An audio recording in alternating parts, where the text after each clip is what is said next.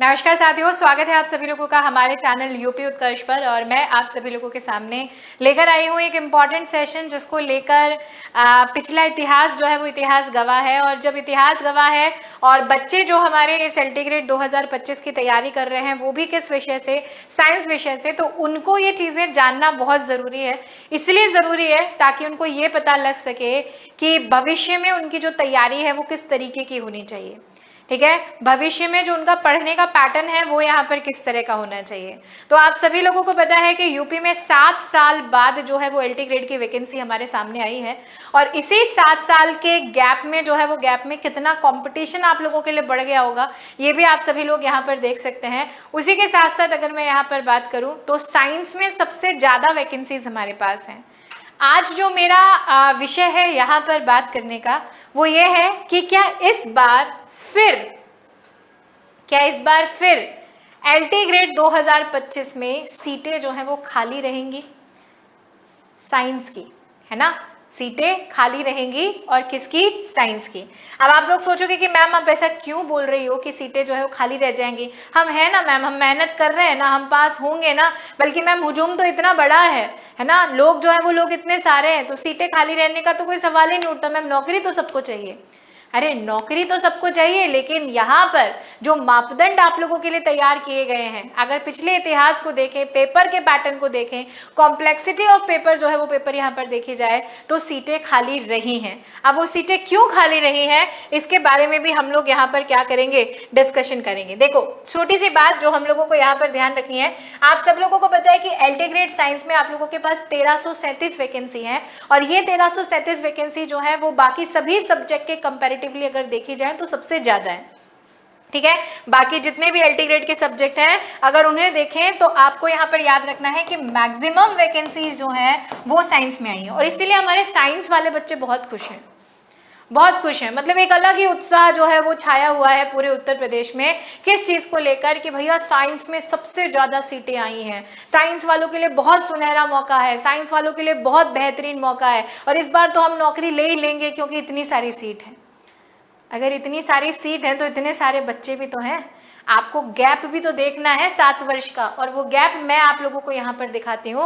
आप सब लोगों को याद रखना है कि 2018 से 2022, ठीक है, क्योंकि 2022 में आपको पता है कि टीजीटी और पीजीटी का फॉर्म जो है वो भरा गया था, ठीक है, जिसकी एग्जामिनेशन डेट 3 से 4 बार जो है वो टाली जा चुकी है। हालांकि आयोग जो है वो आयोग वापस से एक्टिव हुआ और अभी कुछ देर पहले ही आप लोगों को एक खबर भी सुनाई गई कि टीजीटी और पीजीटी की एग्जामिनेशन डेट घोषित की जा चुकी है। ठीक है, लेकिन 2018 से 2022 के बीच में अगर मैं बात करूं, क्योंकि 2022 से पहले जो टीजीटी की परीक्षा हुई थी वो 2018 में हुई थी और 2018 में ही एलटी ग्रेड का एग्जाम हुआ था। ठीक है, तो टीजीटी 2022 में लगभग 70,000 बच्चों ने जो है वो क्या किए थे, फॉर्म फिल किए थे। और वही 70,000 बच्चे जो हैं वो क्या कर रहे हैं मैम, वो एग्जामिनेशन डेट का इंतजार कर रहे हैं। अब मैं ये जरूर मानती हूँ कि इन 70,000 में से अब एलटी ग्रेड में फॉर्म भरने के लिए कुछ बच्चे ओवर एज भी हो गए होंगे, कुछ की उम्र जो है वो 40 साल से ऊपर भी यहाँ पर चली गई होगी। लेकिन अगर मैं बात करूँ उसके बाद 2022 से 2025, तो ऐसा तो नहीं है कि 2022 के बाद बच्चों ने बीएड ही नहीं करी है, 2022 के बाद जो है वो बच्चे ग्रेजुएट ही नहीं हुए हैं, 2022 के बाद जो है वो बच्चों में शिक्षक बनने का जो जुनून है वो खत्म हो गया हो। नहीं, बहुत सारे बच्चे ऐसे हैं जिन्होंने बीएड भी करी होगी, बहुत सारे बच्चे ऐसे हैं जो 2022 तक ग्रेजुएट नहीं होंगे लेकिन उन्होंने अपनी ग्रेजुएशन भी कंप्लीट करी होगी और कहीं ना कहीं वो भी शिक्षक भर्ती का इंतजार कर रहे होंगे। तो मैम इस बार जो है वो, इस बार कितने एक्सपेक्टेड फॉर्म्स जो है वो यहाँ पर फिल हो सकते हैं? तो मैं आप लोगों को, ठीक है, अगर हम लोग थोड़ा सा इससे कम क्राइटेरिया देख लेंगे कि वहाँ पर इंतजार लंबा था, यहाँ पर थोड़ा सा 3 साल का इंतजार है, कुछ बच्चे ओवर एज भी हो गए होंगे, है ना, तो यहाँ पर लगभग मैं मान के चलती हूँ कि 50 से 60,000 फॉर्म जो है वो तो इस बार भी भरेंगे। ठीक है, 50 से 60,000 फॉर्म जो है वो फॉर्म इस बार भी जो है वो भरेंगे, किसमें, एलटी ग्रेड में। अब मैम हमारे पास वैकेंसी जो है वो 1337 में, पूरा गणित आप लोगों को यहाँ पर बताने वाली हूँ। ठीक है, वैकेंसी यहाँ पर 1337 है, एक्सपेक्टेड फॉर्म फिल जो है वो हमारे पास 50 से 60,000 है। ठीक है, यानी 1337 सीटों के लिए जो लोग लड़ेंगे, अब ये सीट ही तो है, लड़ना ही तो है हमको इसके लिए। ठीक है, तो 1337 सीटों के लिए जो लोग लड़ेंगे उनकी क्वांटिटी है यहाँ पर 70,000। और 70,000 में भी इन्होंने साहब प्री और मेंस दो हमारे सामने रख दिए हैं, है ना, कि ऐसे ही काम नहीं चलेगा, पहले प्री क्लियर करना पड़ेगा फिर मेंस क्लियर करना पड़ेगा। और इन्होंने बोला है कि मेंस में हम लोग जितनी पोस्ट है उसके 15 गुना विद्यार्थी जो है वो क्या करेंगे, भेजेंगे। अगर आपने नोटिफिकेशन एडवर्टीजमेंट पढ़ा हो तो बहुत साफ शब्दों में उसमें लिखा हुआ है। प्लस इन्होंने प्री के एग्जाम में 1/3 की नेगेटिव मार्किंग भी रख दी। तो देखो कितना कॉम्प्लेक्स बनाया है एग्जाम को, है ना। पहली बात तो एप्लीकेंटों को प्री क्वालिफाई करना है। प्री में भी नियम लगा दिया कि मिनिमम 40% नंबर आने चाहिए। जिस बच्चे का मिनिमम 40% होगा वो ही मेंस में जाएगा, वरना नहीं जाएगा, ठीक है। और 40% का मतलब है कि आपके पास 300 नंबर का पेपर है, ठीक है। आपको कम से कम जो है वो कम से कम 60 क्वेश्चन सही करने पड़ेंगे। प्रत्येक प्रश्न 2 अंक का है, तब आपके 120 नंबर आएंगे। और जब आपके 120 नंबर आएंगे मिनिमम, तब जाके आप 40% का क्राइटेरिया क्लियर कर पाओगे, ठीक है। तो प्री क्वालिफाई करने का क्या रूल है कि मिनिमम 40% वाला बच्चा ही आगे जाके आगे लेवल के लिए क्वालिफाई होगा। उसमें भी इन्होंने नेगेटिव मार्किंग रख दी है, ठीक है। 1/3 की नेगेटिव मार्किंग यहाँ पर होगी। मिनिमम 120 नंबर जो है वो बच्चे को यहाँ पर लाने पड़ेंगे, ठीक है। अब मैम इसमें बच्चे कितने क्वालिफाई होंगे? इसमें 15 गुना बच्चे क्वालिफाई करने हैं। कितने? 15 गुने। किसका? 70,000 का नहीं, 1337 जितनी सीट है उसके 15 गुना बच्चे। तो 15 गुना बच्चे अगर मैं करके देखूं तो यहाँ पर एक आंकड़ा हमारे पास आता है कि मैम लगभग 20,000 बच्चे जो हैं वो 20,000 बच्चे मेंस के लिए क्या किए जाएंगे, भेजे जाएंगे। और उन 20,000 बच्चों में से भी अब देखो फिर एक नियम है, फिर एक जो है वो एक नियम है कि मेंस का पेपर पहली बात तो डिस्क्रिप्टिव पेपर होगा, जैसा कि आप जो है वो सिविल सर्विसेज में देखते हो। वैसे ही 125 शब्दों में 200 शब्दों में आपको प्रश्नों के उत्तर लिखने हैं। बहुत कंसाइज लैंग्वेज जो है वो वहां पर आपको क्या करनी है, यूज करनी है। तो ये जो डिस्क्रिप्टिव पेपर होगा इसमें भी उन्हीं बच्चों की मेरिट बनेगी। अब मेंस के आगे भी सिलेक्शन किन बच्चों का होगा, मेरिट के आधार पर होगा। और मैम मेंस में भी उन्हीं बच्चों की मेरिट बनेगी जिनका मिनिमम 40% है। यानी जो 40% से नीचे वाले बच्चे हैं ना वो तो मेरिट में शामिल ही नहीं होंगे। और अगर पिछला इतिहास यहाँ पर देखा जाए जहाँ पर यही क्राइटेरिया रखा गया है, तो पिछले इतिहास में साइंस जैसे सब्जेक्ट में जो बच्चा है वो बच्चा इस 40% तक, बहुत सारे बच्चे जो हैं वो इस 40% तक नहीं पहुंच पाते। और 40% तक नहीं पहुंच पाते तो वो मेरिट का हिस्सा ही नहीं बनते हैं, है ना। मतलब सीट खाली पड़ी हुई है लेकिन मेरिट में नहीं आएंगे। क्यों नहीं आएंगे? क्योंकि ये मापदंड यहाँ पर तय कर दिया है। तो मैम अब हमें क्या करना है? अगर पिछला इतिहास ये कहता है तो आपको क्या करना पड़ेगा? सबसे पहले तो आप पिछले पुराने आपके जितने भी अगर मैं यहाँ पे बोलूँ तो जितने भी क्वेश्चन पेपर्स हैं, ठीक है, उन क्वेश्चन पेपर्स को उठा के देखो, उनका लेवल ऑफ क्वेश्चन जो है वो वहाँ पे आप चेक करो कि क्या लेवल ऑफ क्वेश्चन जो है वो वहाँ पे रहा था जिसकी वजह से बच्चा जो है वो 40% मार्क भी नहीं ले पाया। ऐसा नहीं है कि कोई नहीं ले पाया, लेकिन सीटें खाली रही सिर्फ इस मापदंड। अगर ये मापदंड नहीं होता तो हो सकता था कि 35% वाला बच्चा भी मेरिट में आ जाता, हो सकता है 30% वाला बच्चा भी मेरिट में आ जाता, ठीक है। क्योंकि पहले उससे पहले जो एग्जाम हुए हैं जब ये क्राइटेरिया नहीं रखा था तो ऐसा हुआ है, 30% वाले बच्चे को भी नौकरी मिल गई है। तो उसी पर्टिकुलर मापदंड जो है उस मापदंड पे कि इतने कम परसेंटेज पे बच्चों को जॉब ना मिले, इसलिए इन्होंने ये मिनिमम क्राइटेरिया यहाँ पर रख दिया, है ना।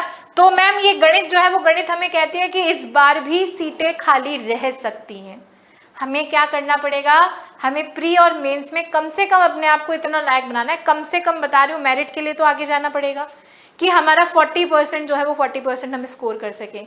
और क्योंकि आप विज्ञान विषय से हैं तो ध्यान से सुन लीजिए, आपको इस लेवल तक पहुंचने के लिए एक्स्ट्रा एफर्ट्स करनी पड़ेंगी, आपको इस लेवल तक पहुंचने के लिए मेहनत करनी पड़ेगी, आपको इस लेवल तक पहुंचने के लिए पढ़ाई करनी पड़ेगी।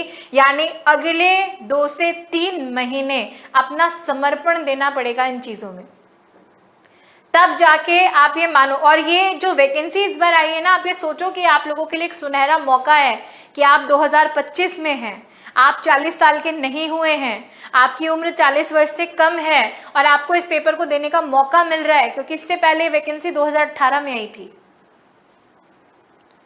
तो जो एक शब्द बोला जा रहा है ना कि it is a super golden chance for the science students, वो है आपके लिए, बिल्कुल है, मैं मानती हूँ, लेकिन वो तब है जब आपकी मेहनत कहीं ना कहीं उम्मीदों से परे होगी। मतलब आप अपने लिए जितना सोचते हो ना कि मैं इतनी मेहनत कर सकता हूँ, आप ये मान के चलो कि आपको उससे भी ज़्यादा मेहनत यहाँ पर करनी है। ठीक है, अब बहुत सारे बच्चों के दिमाग में ये भ्रम होगा कि मैम कैसे करें, कैसे होगा, कैसे कर पाएंगे, क्या क्या चीज़ें करनी पड़ेंगी। ठीक है, तो अल्टीमेटली देखो सबसे पहली चीज़ है कि सबसे पहला जो एक स्टेप होता है ना, वो होता है खुद पे विश्वास करना कि मैं कर लूँगा। बहुत सारे बच्चे तो यही बोलते हैं मैम नहीं हो पाएगा, कैसे करेंगे मैम, समय नहीं है मैम, बेसिक्स भी क्लियर नहीं है, कैसे इतना डीप तक जो है वो चीज़ों को पढ़ेंगे। तो सबसे पहले तो खुद पर विश्वास करो कि हो जाएगा, हम कर लेंगे, हम मेहनत कर लेंगे। पहले तो अपने आप से 10 बार बुलवाओ इस चीज़ को। ठीक है, और जब आप ये 10 बार ये चीज़ बुलवा लोगे ना, उसके बाद आप लोगों को क्या करना है, आप लोगों को सबसे पहले अपना सिलेबस उठा के देखना है। सिलेबस में जो टॉपिक्स हैं वो टॉपिक्स कोई बहुत ज़्यादा जो है वो बहुत ज़्यादा लेवल के नहीं है। आपके 11th-12th में आपने जो है वो बायोलॉजी, फिजिक्स, केमिस्ट्री में जितने भी सब्जेक्ट्स पढ़े हैं, जितने भी टॉपिक्स पढ़े हैं, वही टॉपिक्स आप लोगों के पास हैं। बस उनको थोड़ा डेप्थ में जाकर जो है वो हमको क्या करना पड़ेगा, पढ़ना पड़ेगा। प्रीवियस ईयर में टीजीटी और पीजीटी के जितने भी क्वेश्चन पेपर्स हैं, उन क्वेश्चन पेपर्स को उठा के देखो कि क्वेश्चन का लेवल किस तरीके का आ रहा है, किस किस टॉपिक से कैसे कैसे प्रश्न हम लोगों से पूछे जा रहे हैं। एनसीईआरटी का जो एग्जाम्पलर आता है, उस एग्जाम्पलर के सारे क्वेश्चंस जो है वो हमको क्या करने हैं, सॉल्व करने हैं। ज़्यादा से ज़्यादा प्रैक्टिस करनी है कुल मिला के। ठीक है, लेकिन प्रैक्टिस से पहले कॉन्सेप्ट पर मजबूती होना जो है वो बहुत ज़रूरी है। तो आप सभी लोग जो है वो सभी लोग अगर कहीं ना कहीं ढूंढ रहे हैं एक बेहतरीन प्लेटफॉर्म, तो उत्कर्ष से बेहतर आप सभी लोगों के लिए कुछ नहीं हो सकता। और यहाँ पर सबसे इंपॉर्टेंट बात है कि साइंस का बीड़ा जो है वो मैंने मेरे सर पे उठाया है एलटी ग्रेड का, यानी अगले 2 से 3 महीने जितना समर्पण आप जो है वो आप दिखाने वाले हैं, उतना ही समर्पण मेरी तरफ से भी आप लोगों के लिए दिखाया जाने वाला है। तो आप जिस चीज़ का इंतजार कर रहे थे कि यूपी उत्कर्ष कब जो है वो एलटी ग्रेड के बैचेस जो है वो हमारे सामने लॉन्च करेगा, तो अब वो इंतजार जो है वो आप लोगों का खत्म हो चुका है। उत्कर्ष के साथ अपनी तैयारी को सही दिशा देने के लिए यूपी एलटी ग्रेड के कोर्सेज आप लोगों के सामने आ चुके हैं, जिसमें सामान्य अध्ययन का कोर्स है, क्योंकि 30 नंबर जो है वो प्री में आपके पास जीएस को यहाँ पर दिए हुए हैं। तो जीएस का कोर्स आपके सामने है, जो 1100 रुपीज की ऑफर प्राइस के साथ आपको मिल रहा है। याद रखिएगा, ये बिल्कुल लाइव फ्रॉम स्टूडियो बैच है, जहां पर टीचर्स बिल्कुल आपको लाइव पढ़ाने वाले हैं स्टूडियो से। सेम वैसी ही पढ़ाई होगी जैसे आप ऑफलाइन में करते हैं। और उसी के साथ साथ 11 अगस्त से ये बैचेस आपके शुरू होने वाले हैं, राखी के बाद। ठीक है, वहीं एलटी ग्रेड उर्दू के जितने बच्चे हैं उनके लिए भी लाइव फ्रॉम स्टूडियो बैच है, जो 11 अगस्त से शुरू होने वाला है। ऑफर प्राइस रहने वाला है यहाँ पर कितना, 1200 रुपए।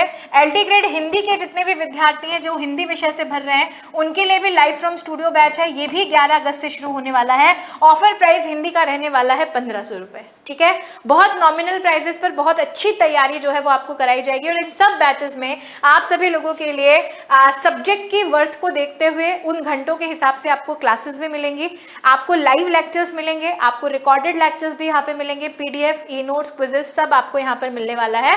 क्वेश्चंस की प्रैक्टिस भी यहाँ पर होने वाली है। साथ ही जिन बच्चों ने एलटी ग्रेड मैथ से फिल किया है उनके लिए भी रिकॉर्डेड बैच है। ये रिकॉर्डेड बैच 2000 रुपए में मिल रहा है। और अब सबसे इंपॉर्टेंट बात मैं यहाँ पर आके करने वाली हूँ, ये दोनों बैचेस जो हैं वो दोनों बैचेस आप सभी लोगों को मेरे द्वारा कराए जाएंगे, पूरा कॉन्सेप्ट। और जैसा कि आप सभी जानते हैं कि मैं आप लोगों को कैसा पढ़ाती हूँ वो आप लोग यूट्यूब पर देख चुके हो, आप लोग कहीं ना कहीं उस चीज़ को समझ भी चुके हो। और उसी शिद्दत के साथ जो है वो इन बैचेस में भी आपको तैयारी कराई जाएगी। तो साइंस बायोलॉजी का भी लाइव फ्रॉम स्टूडियो बैच है, जो 11 अगस्त से बिल्कुल शुरू होने वाला है। एक भी दिन की देरी जो है वो अब यहाँ पर नहीं होगी। ऑफर प्राइस आपके लिए रखा है 1600 रुपए। बायोलॉजी का मतलब इसमें जूलॉजी और बॉटनी जो है वो आपका होने वाला है। और वहीं अगर साइंस की हम लोग एलटी ग्रेड साइंस की बात करें, जिसमें फिजिक्स और केमिस्ट्री आपके सामने है, इसका बैच भी शुरू होने वाला है। बैच की स्टार्टिंग डेट है 13 अगस्त और इसका भी जो बैच प्राइस है वो रखा गया है यहाँ पर 1600 रुपए। ठीक है, तो जो बहुत दिनों से इंतजार हो रहा था कि मैम बैच लेकर आओ, बैच लेकर आओ, बैच लेकर आओ, हमें पढ़ना है, समय व्यर्थ ना करें, तो आप लोगों की वो चीज़ पूरी हो चुकी है। बायोलॉजी का और साइंस का दोनों के बैचेस जो है वो 1600 रुपए में आपको मिल रहे हैं। और इन बैचेस में आपको 1 ईयर की वैलिडिटी जो है वो भी मिलने वाली है, यानी 1 साल तक आप इन बैचेस को अवेल कर सकते हैं। साथ ही साथ हम कुछ कॉम्बो बैचेस भी आप लोगों के लिए लेकर आए हैं, क्योंकि कुछ बच्चों का कहना है कि हमें मैम जीएस की भी तैयारी करनी है, हमने सब्जेक्ट का बैच ले लिया तो हम जनरल साइंस जो है वो जनरल स्टडीज कैसे पढ़ेंगे। तो आपको याद रखना है, ये कॉम्बो बैच है, उर्दू के साथ जीएस का, हिंदी के साथ जीएस का, साइंस फिजिक्स और केमिस्ट्री के साथ जीएस का और जीव विज्ञान के साथ जीएस का। ठीक है, अगर आप ये कॉम्बो बैच उर्दू के साथ लेते हैं जीएस का, तो 1800 रुपए आपको प्राइस मिलेगा, जिसमें आपका कंप्लीट एलटी ग्रेड की प्रिपरेशन यहाँ पर हो जाएगी। मतलब इसके बाद आपको कुछ नहीं पढ़ना है। ठीक है। साथ ही हिंदी के साथ जीएस का बैच अगर आप लोगे तो 2100 का पड़ेगा। साइंस और बायोलॉजी दोनों के साथ भी अगर आप जीएस का कॉम्बो बैच लेते हो तो 1600 रुपए तो बैच प्राइस ही था, देखो है ना। 1100 रुपए में आपको जीएस का अलग बैच मिल रहा है, लेकिन अगर आप कॉम्बो की तरफ जाते हो तो आपको यही बैच 2100 रुपए में मिलेगा, जिसमें आपको आपका सब्जेक्ट भी मिलेगा, सब्जेक्ट की सारी क्लासेस भी मिलेंगी, प्लस आपको जनरल स्टडीज जो है उन जनरल स्टडीज की भी कंप्लीट क्लासेस यहाँ पर मिलने वाली है। यानी कहने का मतलब कि अगर आपने ये बैच ले लिया तो इसके बाहर आपको एलटी ग्रेड की तैयारी के लिए कुछ भी पढ़ने की जरूरत नहीं है।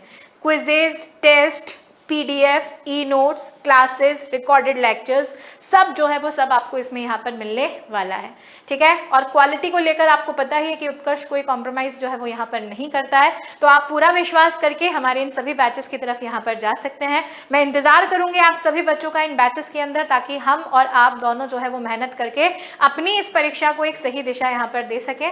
तो जल्दी से एनरोल कर लीजिए, करना कुछ नहीं है, उत्कर्ष के ऐप पर जाना है। अगर आपके फोन में उत्कर्ष का ऐप नहीं है तो प्ले स्टोर से डाउनलोड कर लीजिए, ऑल एग्जाम्स में जाइए, यूपी एग्जाम्स को सेलेक्ट कीजिए और यूपी एलटी ग्रेड के ये सारे बैचेस जो हैं वो वहां पर आप लोगों को दिख जाएंगे, ठीक है। फिर भी कोई समस्या आए तो आप कमेंट बॉक्स में बता सकते हैं, आपको उसका सॉल्यूशन मिल जाएगा। तो आज के लिए इतना ही, thank you so much, good bye, take care बच्चों।